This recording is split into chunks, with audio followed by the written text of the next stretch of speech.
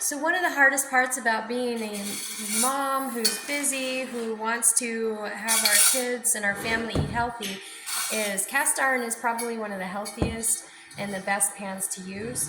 But cleaning cast iron is really, really, really, really difficult and very frustrating and time consuming. And every time you clean off that coating, you have to go ahead and you have to re-season it, which is also additional time.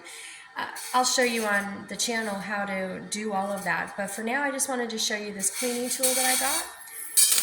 And I really gotta say, I absolutely love this. It's so versatile. It doesn't hurt your hands when you're using it.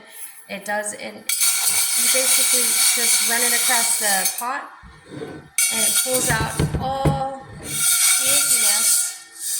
And it's so versatile that it bends everywhere, so you can actually get to all those hard to reach spots, and it takes it off.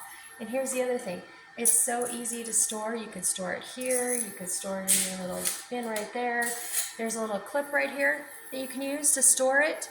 If you want to use the clip to store it, you're more than able to do that. The clip works great, so it's really, really nice, and it works really, really, it's very convenient. Highly recommend. Highly recommend. Anybody who has cast iron, highly recommend.